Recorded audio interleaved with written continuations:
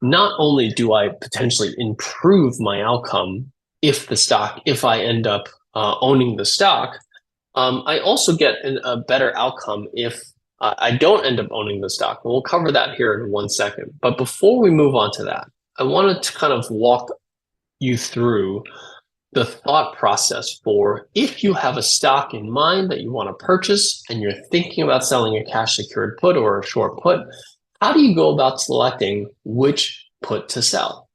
Well, this is really where we've done a lot of research. We've done back testing of these types of strategies across all different expiration dates and all different strike prices to get a sense for where do you get the best outcome in the long run, not just the best return, but the best outcome in the long run using this type of strategy. So, this is a chart here of Chewy, right? And I'll draw some lines here. As you can see, $24, that's the current line here. The stock recently rallied up to that price, stopped there, broke out all the way. This is obviously the meme stock move here up to that $30. It came back to 24. Bounced, came back to 24, bounced, came back to 24. Maybe you think that this is going to start moving higher here, right? I'm not advocating for Chewy here. I'm just simply using this as an example. So let's say you want to buy the stock at 23. You're hoping that this dips a little bit and you have the opportunity to buy the stock and look for that move higher into that $30 range, right?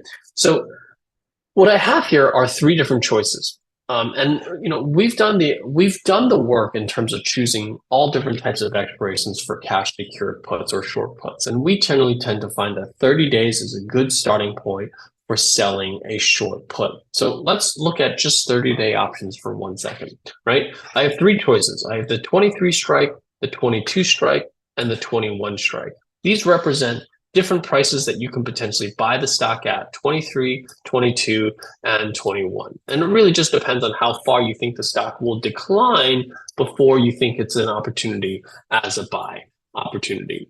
So what you have here is if you sold the 23 strike, which has about a 40% chance, that's the 40 delta, the 40% chance that the stock will be below 23 by that 30-day expiration, that's going to yield you 6.68%.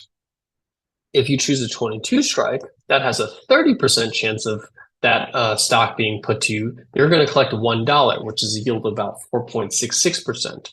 And then if you sold the 21 strike, that's only about a 20% chance you're going to own that stock.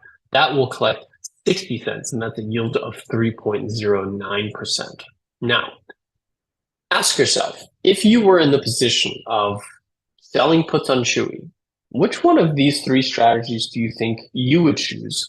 And you can type your answer into the chat window. Would you choose the 21, the 22, or the 23 strike when it comes to selling a cash secured put or a short put on a stock that you want to acquire? Okay. All right. So I've got a lot of answers here. I see a lot of 21s. I see a lot of 22s. I see a few 23s, but not many. I would say far more 21s and far more 22s. I'm starting to see some 23s now. However, I tend to find that a lot of traders tend to gravitate towards either the 23 because it has a very high yield, or they gravitate towards the 22 because it has a high probability of profit. About an 80% probability of profit. Who wouldn't want to win 80% of their trades?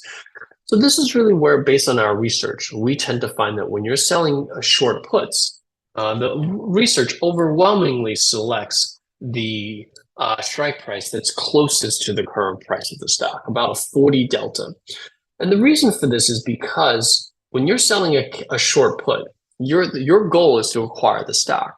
So if your goal is to acquire the stock, number one, you want to select a strike price that you have a higher probability of owning the stock. So the 40 delta means that you have about a 40% chance you'll own the stock at the 30-day expiration. And number two, because you're trying to acquire this stock at a discount, the closer you are in terms of strike price to the current price, the bigger the discount on the stock purchase. So in this particular case, if you sold the $23 short put for Chewy, collecting that $1.50 means that you're effectively getting a 6.68% discount on your stock purchase if the stock is below 23 on expiration.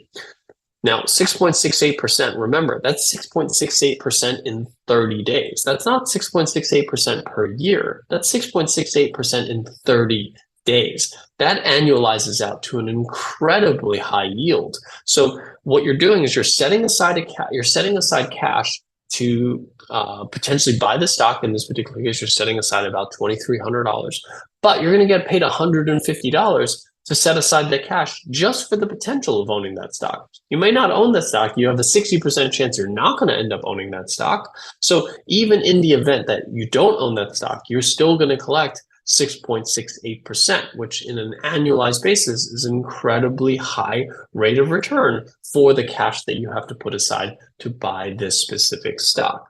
So that's really kind of where, when you think about selling short puts, you generally want to go out roughly 30 days, and you generally want to sell strike prices that are relatively close to the current price, because it's going to give you a higher probability of actually owning the shares that you want to own. Number two, it's going to give you the highest amount of discount or the highest yield on that stock purchase.